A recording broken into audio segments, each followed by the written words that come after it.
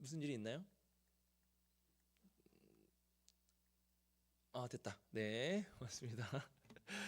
네, 지난 시간에 이어서 오늘도 예배에 대한 말씀을 우리 성도님들과 함께 나누고자 합니다. 오늘은 그 예배 중에서 이 예배의 순서에 대해서 우리 성도님들과 함께 말씀을 나누고자 하는데요. 이 순서가 갖고 있는 의미가 무엇이냐, 왜 이게 임내가 뭐고 부름이 뭐고 사도신경은 왜 예배 안에 있으며 그 다음에 설교나 성경 봉독이나 뭐 이러한 것들, 축도에 대한 얘기들이라든지 이러한 것들에 대해서 이제 하나하나 살펴보려고 하는데요. 왜 이러한 부분을 그 하나하나 살펴보려고 하느냐? 이 정장복 교수님이라고 예배학 교수님이 계시는데 그분이 이제 잘못된 예배의 모습에 대해서 이 세 가지를 얘기하셨습니다. 의미, 상실, 형식화, 습관화. 이게 이제 잘못된 예배라는 거예요. 근데 이 세 가지가 사실 이렇게 연결되는 겁니다. 어떠한 예배의 의미를 상실하게 되면은요, 그 예배는 형식적이게 되는 것이고요. 형식적인 예배를 드리게 되면은 결국에는 습관적인 예배를 드리게 되는 것입니다. 그래서 예배를 드릴 때 어떤 기쁨이나 감동이나 감격이 없는 거예요.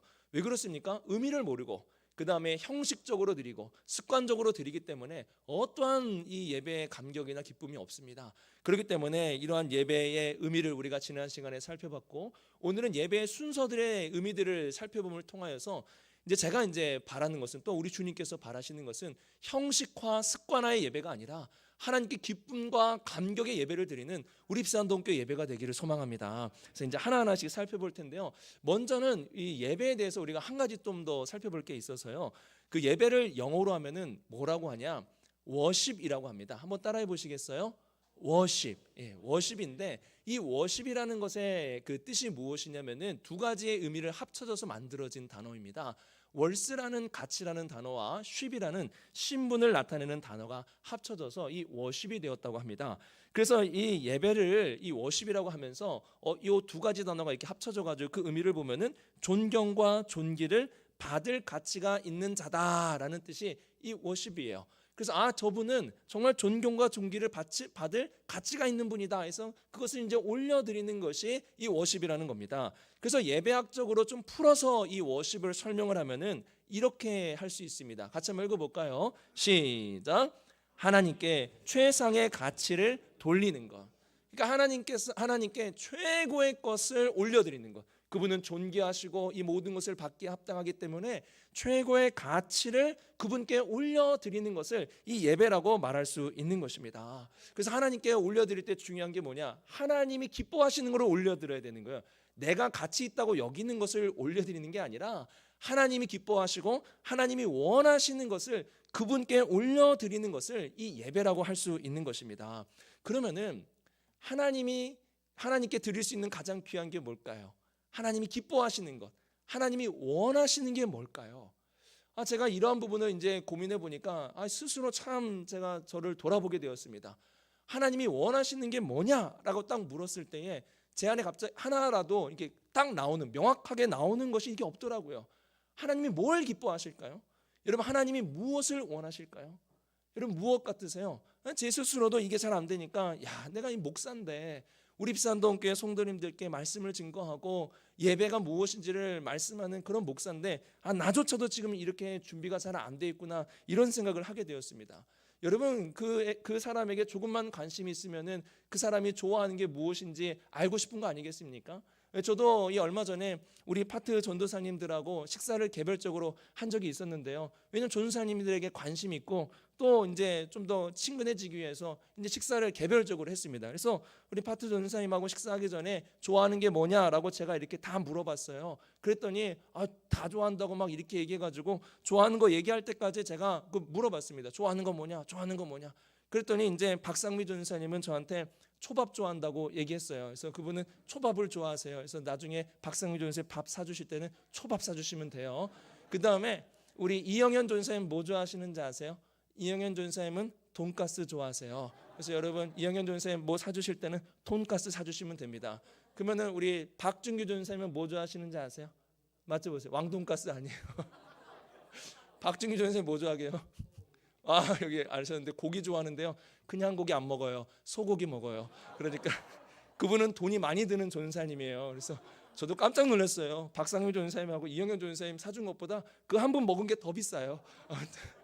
박정희 전사님은 소고기 좋아하고 이렇게 그 전사님들이 그 이제 친해지고 또 알고 싶어 하게 되면은 좋아하는 게 무엇인지 알고자 하는 거 아니겠습니까?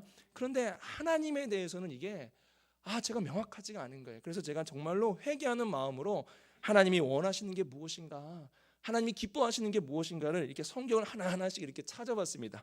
그랬더니 제가 한 8개 정도를 찾았는데 더 많이 있습니다. 성경에는 8개 정도가 나왔는데요. 우리 같이 한번 쭉 읽어볼까요? 시작. 감사, 사랑, 믿음, 진실함, 찬양, 하나님을 아는 것, 회개, 복주심, 이러한 것을 하나님이 기뻐하시고 하나님이 원하신다라고 명확하게 성경에 기록이 되어 있습니다. 이러한 관점에서 제가 예배 순서를 쭉 묵상해서 봤는데요, 예배 순서가 정말 놀랍더라고요. 예배 순서는 여러분 어떠한 순서로 되어 있는지 아십니까? 자, 같이 한번 읽어볼까요? 시작. 하나님이 기뻐하시는 것을 최고로 준비하여 하나님께 올려드리는 시간. 이 예배의 순서 하나하나가 뭐냐? 하나님이 기뻐하시고 하나님이 원하시는 것으로 순서가 되어 있습니다. 그러니까 우리가 이 예배 순서 하나하나를 우리가 할 때마다 이것을 하나님이 기뻐하시는구나, 하나님이 원하시는 것이 이러한 것이구나라는 것을 알면서 예배를 드려야 되는 것입니다. 자, 이제 하나씩 우리가 살펴볼 텐데요. 제일 먼저 예배의 시작은 무엇이냐면 임내와 예배의 부름입니다. 임내와 예배의 부름. 우리 이와 관련된 말씀 시편 100편 4절 말씀인데 같이 한번 읽어보겠습니다. 시작. 감사함으로 그에게 감사하며 그의 이름을 송축할지어다. 여러분 여기 보시면은 그냥 예배로 들어갑니까? 어떻게 들어간다 그래요? 감사함으로 들어간다라고 이렇게 말씀을 하고 있죠. 그래서 이 임내라는 단어를 한자로 찾아보면 두 가지가 나와요. 설 입자를 써서 임내라고 하기도 하고 들 입자를 써서 임내, 이 두 가지가 있는데 여러분 예배에서 사용하는 임내는 설 입자일까요? 들 입자일까요? 그렇죠. 이제 힌트를 드렸죠. 제가 시편 100편 들 입자입니다. 여러분 만약에 설 입자로 하게 되면 어떠한 느낌이냐면 대통령 취임식을 생각하시면 됩니다. 다들 먼저 이렇게 와 있는 거예요. 그 다음에 이제 마이크에서 대통령님 입장하십니다. 그럼 어떻게 해요? 다 일어나서 박수 치면서 입장하신다 이렇게 하는 거 아니에요? 이게 예배가 아닙니다. 예배는 우리가 먼저 서 있고 그 다음에 하나님이 이렇게 들어오시는 것이 예배가 아니라 예배는 오히려 반대입니다. 하나님이 여러분을 부르시는 것이죠. 그 부름에 응답하여 우리가 어떻게 되는 거예요? 들어오는 것입니다. 내가 어떠한 자격이 있고 내가 어떤 잘해가지고 하나님이 우리를 부르시는 것이 아니라 그분의 은혜로 여러분 한 사람 한 사람을 지금 불러주시는 거예요. 그래서 그 부르심이 있기 때문에 우리가 들어가는 것입니다. 그래서 이러한 순서를 여러분 잘 아셔야 돼요. 이 찬양 324장 보세요. 예수 나를 오라 하네, 예수 나를 오라 하네, 어디든지 주를 따라 주와 같이 가려네. 오라가 먼저입니까? 따라가는 게 먼저입니까?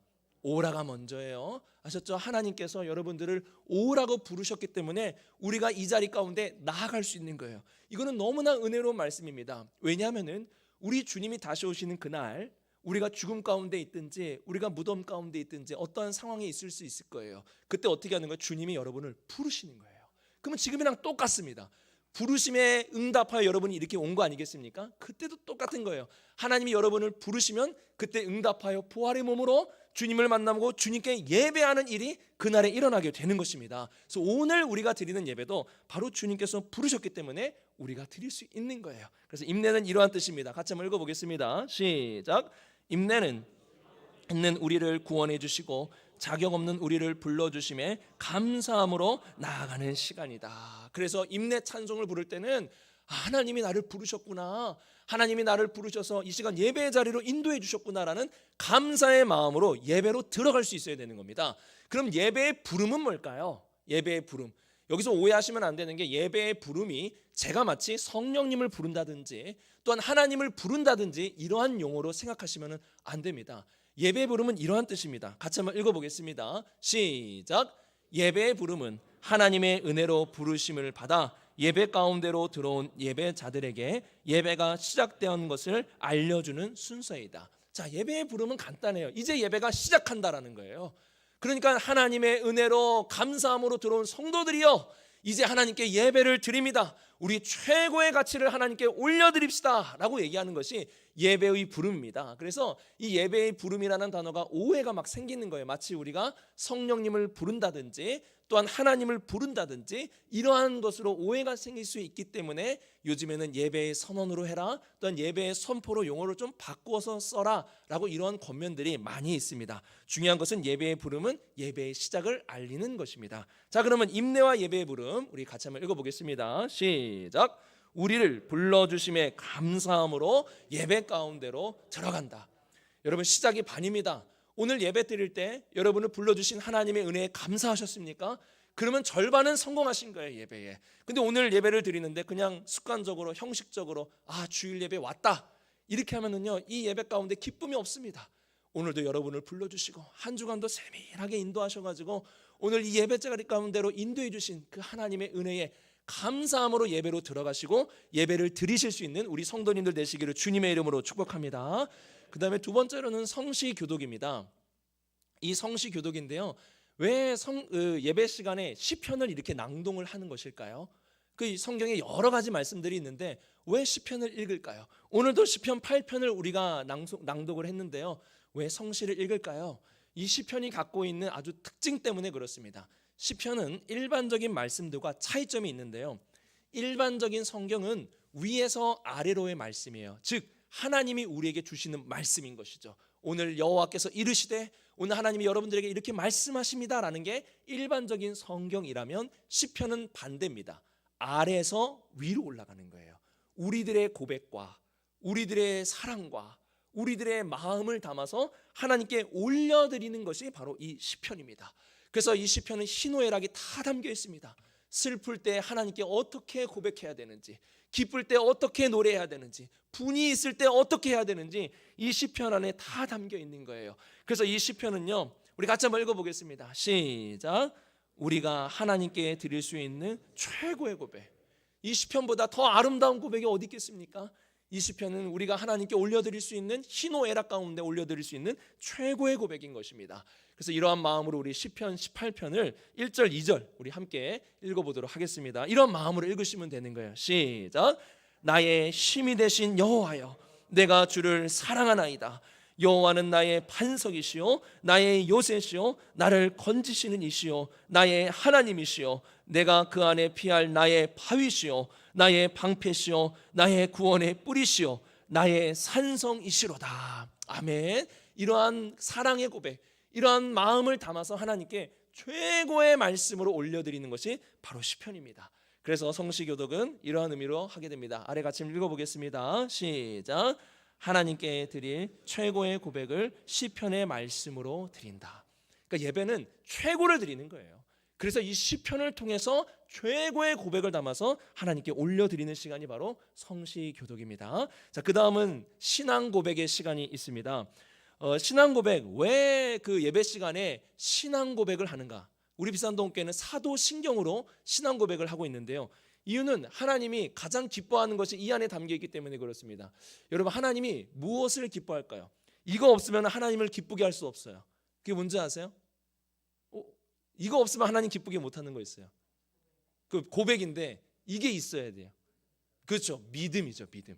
아셨죠? 히브리서에 이런 말씀이 있습니다. 같이 한번 읽어볼까요? 시작. 믿음이 없이는 하나님을 기쁘시게 하지 못하나니. 믿음이 있어야 하나님이 기뻐하신다라는 사실입니다. 그래서 예배 시간에 우리의 믿음을 하나님께 고백해서 올려드리는 시간이 있는 거예요. 왜? 하나님이 믿음을 기뻐하시기 때문에 그렇습니다. 그런데 중요한 것은 뭐냐? 그냥 믿음이 아니라 바른 믿음이어야 합니다. 올바른 믿음을 하나님께 고백해서 올려드려야 하는 거예요. 그래서 어떤 교회는 목회자의 어떤 철학에 따라서 교회 공동체가 고백해야 될 어떤 고백문을 따로 만들어서 이렇게 예배 시간에 고백하기도 합니다. 그런데요, 이제 제가 볼 때는요, 사도신경을 제가 뛰어넘을 수가 없습니다. 제가 아무리 공부를 많이 하고 최고의 석학이 된다 한들 이 사도신경에서 주고 있는 이 우리가 고백해야 될 이 바른 믿음 있죠, 이거를 뛰어넘을 수가 없어요. 왜 그렇습니까? 사도신경이 어떠한 거냐? 같이 한번 읽어볼까요? 시작. 사도들의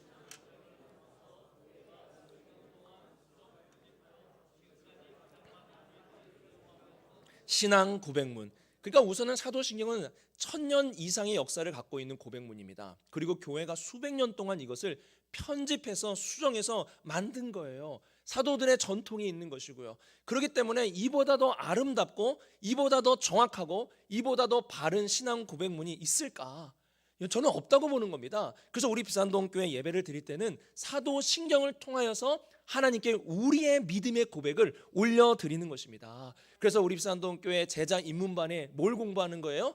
요 사도신경 공부하는 거예요. 믿음이 뭐냐? 우리가 무엇을 믿고 살아가느냐? 이것을 제자 입문반 시간에 하고 있는 것입니다.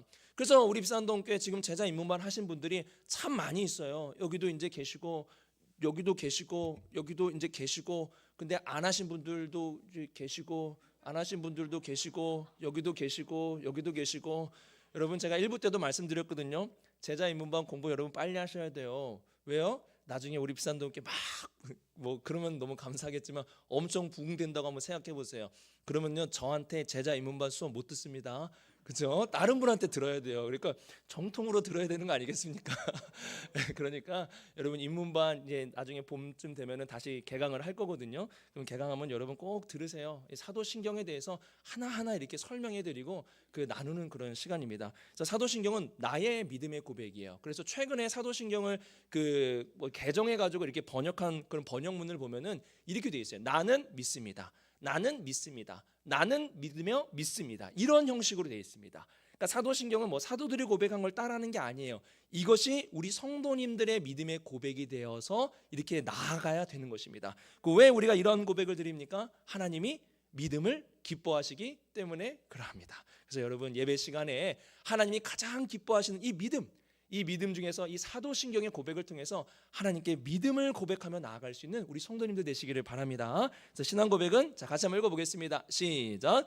사도신경을 통해 하나님이 기뻐하시는 믿음의 고백을 드린다. 이렇게 고백을 드리시면 돼요. 자, 그 다음에는 기도의 시간이 있습니다. 예배 시간에 기도가 빠진다는 것은 상상도 할 수 없는 거 아니겠습니까? 그런데 기도를 하느냐 하지 않느냐, 이것보다 중요한 게 뭐냐? 어떻게 하느냐입니다. 하나님께서 굉장히 중요하게 여기시는 게 있어요. 기뻐하시는 게 있고 원하시는 게 있는데 그게 무엇이냐? 같이 한번 읽어보겠습니다. 시작. 보소서 주께서는 중심이 진실함을 원하시오니. 우리 주님께서 원하시는 게 뭐예요? 중심이 진실한 것을 원하신다라고 말씀하고 있습니다. 기도는 어떠한 시간이냐? 우리가 대표 기도의 시간이 있고 여러분들과 함께 기도하는 시간이 있습니다. 이 기도의 시간은 중심의 진실함을 하나님께 드리는 시간이에요. 그렇기 때문에 우리가 기도할 때 주의사항이 무엇이냐? 사람이 듣는 기도를 해서는 안 되는 것입니다. 이 기도를 지금 들으시는 하나님 앞에 내 중심의 진실함을 올려드리는 시간이 바로 기도의 시간이에요. 그래서 우리 성도님들 기도할 때는 솔직하게 기도하세요.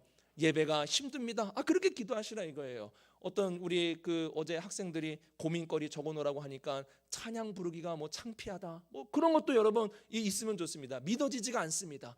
이러한 기도들을 여러분 솔직하게 담아서 기도하세요. 힘든 일 있으세요? 어려운 일 있으세요? 왜 하나님 앞에 감추십니까? 그거 있는 그대로 진솔하게 하나님께 올려드릴 수 있는 시간이 되면 되는 것입니다. 그럼 어떻게 하는 거예요? 하나님의 오늘 말씀 그대로 중심의 진실함을 원하신다잖아요. 그럼 우리가 중심의 진실함으로 하나님께 기도하면 하나님이 그것을 들으시고 가장 좋은 것으로 우리에게 베풀어 주시는 거 아니겠습니까? 그래서 기도는 같이 한번 읽어볼까요? 시작. 우리의 중심과 진실함을 하나님께 드리는 시간이다. 여러분 꼭 기억하세요.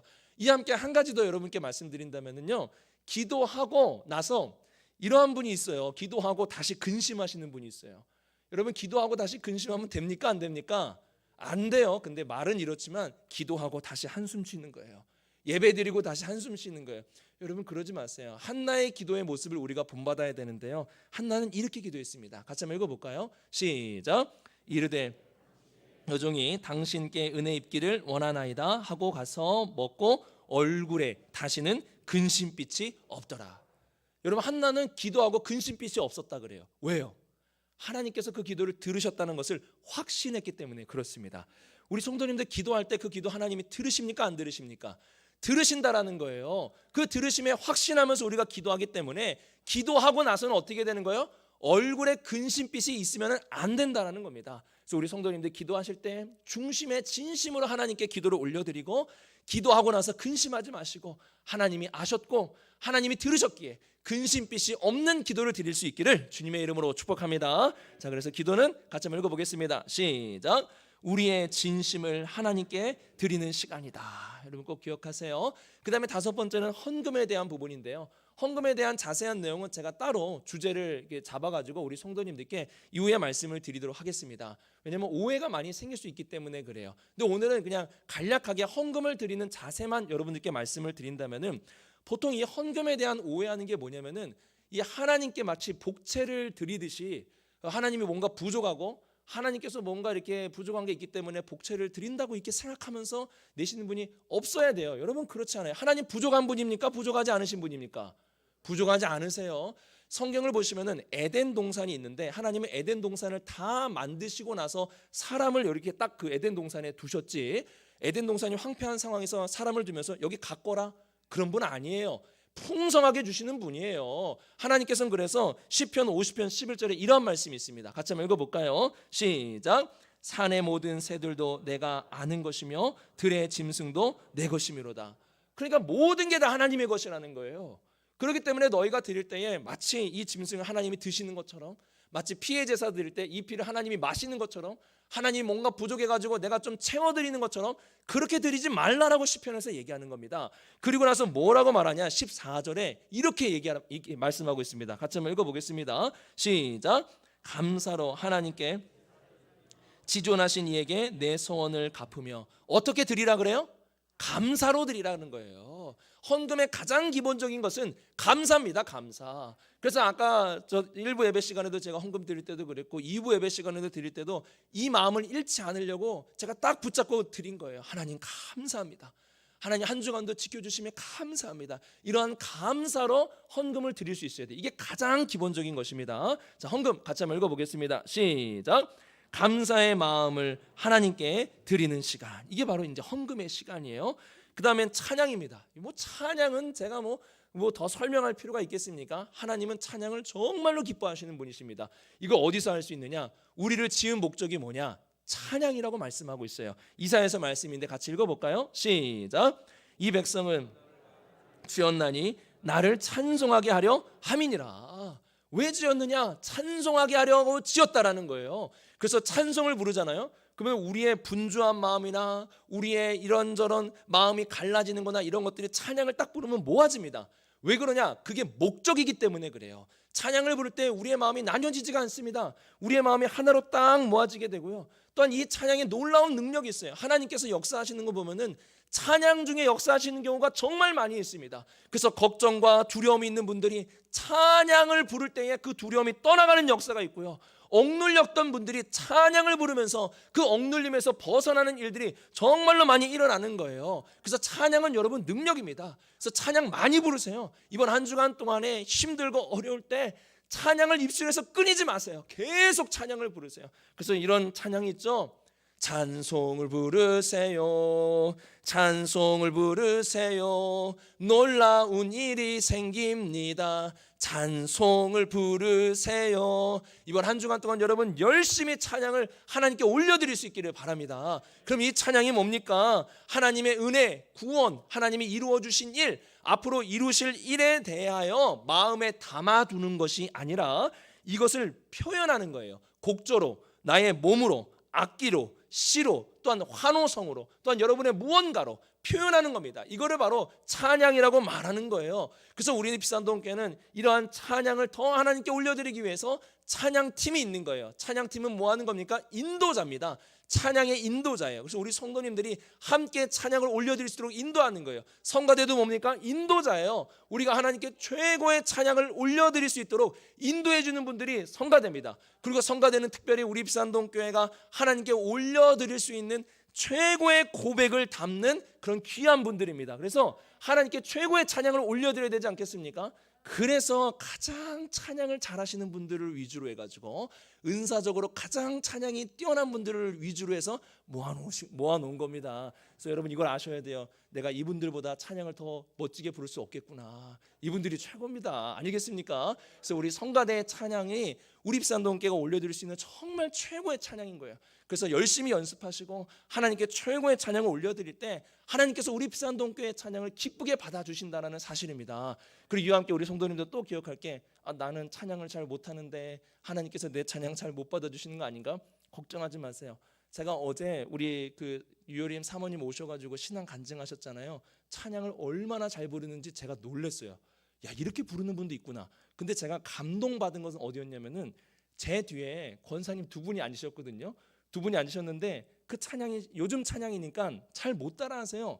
근데 막 따라하시겠다고 막 찬양을 막 부르시는 거예요. 따라하시겠다고. 그러니까 제가 뒤에서 들으니까 계속 틀려요. 음도 틀리고 막 나오면 안 되는데 거기서 막 나오시고 막 이렇게. 근데 제가 거기서 진짜 감동을 받았어요. 왜? 하나님을 찬양하는 마음이 느껴졌거든요. 그러니까 정말로 중요한 것은 이러한 은혜, 구원, 이루어주실 일, 이루실 일에 대해서 마음을 다해서 하나님께 표현하고 고백하는 겁니다. 그래서 우리 성도님들 찬양 많이 부르세요.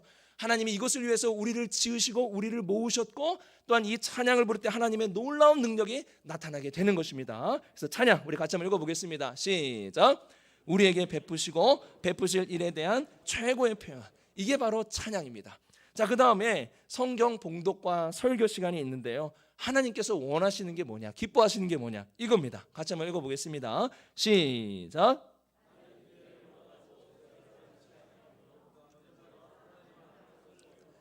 하나님이 원하시는 게 뭡니까?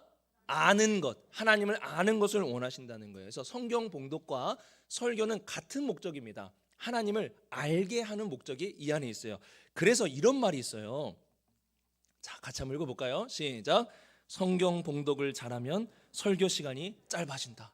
갑자기 눈이 번쩍 떠지죠. 성경 봉독을 잘하겠다는 사명감이 생기지 않습니까? 여러분, 성경 봉독만 잘해도 설교 시간은 길어질 필요가 없어요. 왜? 같은 목적이기 때문에 그렇습니다.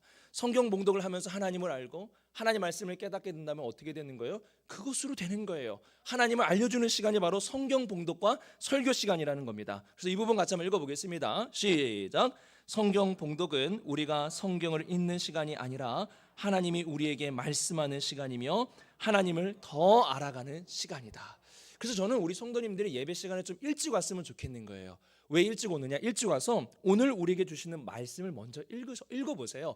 아, 이 말씀을 주시는구나. 그래서 예배 시간에 이 말씀을 읽으면서 아, 하나님 이 말씀을 우리에게 주시는군요 하면서 그 말씀을 듣는 거예요. 그리고 이 말씀을 통해서 하나님을 더 많이 알아가는 것입니다. 이게 바로 그 성경 봉독 시간이라는 거예요. 그러면 설교 시간은 뭐냐? 여기에 추가적으로 들어가는 게 있습니다. 그 뭐냐? 아래 건데요. 확신과 회개와 결단을 촉구하는 것이 바로 이 설교 시간입니다. 그래서 설교 시간에는 우리 성도님들 중에서 믿음이 연약한 분들, 아직 하나님을 알지 못하는 분들에게 확신을 심어주는 거예요. 그리고 회개하게 하는 겁니다. 말씀대로 살지 못한 부분에 회개하게 하고 말씀대로 살아가도록 결단을 촉구하는 시간이 바로 설교 시간입니다. 그래서 오늘도 뭡니까? 오늘 우리가 예배 드릴 때 기쁨으로 하나님을 예배하기 위하여서 그동안 형식적으로 습관적으로 드린 부분이 있다면 그 부분을 회개하고 이제는 정말 주님께 기쁨으로 감격으로 예배하는 예배자가 되겠다라는 그런 말씀을 전하기 위해서 이 설교 시간이 있는 것입니다. 우리 주님께서 기뻐하시는 게 뭐냐? 이러한 회개, 결단, 이러한 것을 굉장히 기뻐하세요. 누가복음에 이러한 말씀이 있습니다. 같이 한번 읽어보겠습니다. 시작. 이와 같이 죄인 한 사람이 회개하면 하나님의 사자들 앞에 기쁨이 되느니라. 죄인 한 사람이 회개하면 어떻게 되는 거예요? 이게 하나님 앞에 너무나 놀라운 기쁨이 된다라고 말씀을 하고 있습니다. 그래서 중요한 건 뭐예요? 오늘 말씀을 듣고 내 죄가, 내 잘못이 깨달아진다면 회개하세요. 그 회개가 있는 것을 하나님이 기뻐하신다라는 사실입니다. 그래서 성경 봉독과 설교 시간을 통해서는 이렇게 예배에 임하시면 되겠습니다. 같이 한번 읽어보겠습니다. 시작. 회개와 결단하는 시간, 바로 이 시간이 성경 봉독과 설교의 시간입니다. 자, 그리고 나서 이제 축도입니다. 이 축도는 정말 오해가 많아요. 축도에 대해서 오해가 많아요. 지금도 여러분 어때요? 축도 딱 축도입니다 하니까 딱 어떤 마음 들어요? 아, 끝이다. 이 마음 들지 않습니까? 제가 또 손을 들고 이제는 우리 주 예수 그리스도의 은혜하면 아, 예배가 끝이다. 이런 마음 딱 드는 게 축도예요. 그래서 축도하면은 예배가 끝났다. 이것부터 생각하는 거예요. 또 축도하면 오해가 뭐가 있냐면은 자자야 목사님이 이제 복을 주시니까 자 목사님이 주시는 복을 받아야 된다 막 이렇게 생각하시는데 아니에요. 축도는 끝을 말하는 것도 아니고요. 축도는 제가 여러분에게 복을 주신, 복을 말도 안 나오네. 제가 어떻게 여러분들에게 복을 주겠습니까? 제가 주는 시간이 아닙니다. 축도를 할 수 있는 이유는 뭐냐? 이것 때문에 그렇습니다. 같이 한번 읽어볼까요? 시작. 여호와는 내게 복을 주시고 너를 지키시기를 원하며. 하나님이 무엇을 주시기를 원하신다 그래요? 복 주시기를 원하신다는 거예요. 하나님은 이 자리에 예배하는 우리 성도님들에게 복 주시기를 원하신다는 거예요. 그래서 하나님께서 뭐라고 말씀하셨냐? 그래서 이러한 말씀을 주셨습니다. 같이 한번 읽어보겠습니다. 시작. 그들은 이같이 내 이름으로 이스라엘 자손에게 축복할지니 내가 그들에게 복을 주리라. 하나님께서 복을 주신다라고 말씀을 하신 거예요. 그래서 이 말씀을 믿음으로 제가 여러분들에게 뭐 하는 거예요? 복을 선언하는 겁니다. 하나님이 예배하는 이 공동체에게 복을 주신다고 말씀하시고 약속하셨으니 오늘 이 자리에 하나님의 복으로 함께하여 주옵소서, 함께할지어다. 이러한 복의 선언의 시간이 바로 축도 시간이에요. 축도는 제가 주는 것도 아니고 하나님이 복을 주신다라고 말씀하셨고 약속하셨기 때문에 이것을 선언하는 시간이 바로 축도입니다. 그래서 축도를 여러분 오해하지 마세요. 예배가 끝났다, 아니에요. 목회가 주는 복 아닙니다. 축도는 이것입니다. 같이 한번 읽어보겠습니다. 시작. 축도는 하나님의 복을 선언하고 하나님께서 복 주심을 확신하는 시간이다. 그래서 여러분 축도 시간에 어떻게 하시면 돼요? 하나님께서 나에게 복을 주셨구나. 주실 것이다가 아니에요. 복을 주시겠지도 아닙니다. 예배하는 나에게 하나님께서 나를 복을 주셨구나라는 확신을 가지고 나아가는 시간이 바로 축도의 시간이라는 겁니다. 그래서 오늘 여러분 이 자리에 오신 우리 성도님들, 하나님께서 여러분들에게 복을 주실 겁니까? 복을 주셨습니까? 주셨다라는 사실이에요. 이거를 축도 시간에 확신하며 나아가는 것입니다. 자, 그래서 이 부분 마지막 같이 한번 읽어보겠습니다. 시작. 하나님께서 복 주심을 확신하는 시간, 바로 이거예요. 지금까지 우리가 쭉 살펴본 거 여러분 예배 순서들 보세요. 하나님께서 기뻐하시고 원하시는 것들로 가득 차 있습니다. 임내는 뭐예요? 감사를 드리는 거예요. 하나님 먼저 부르셨잖아요.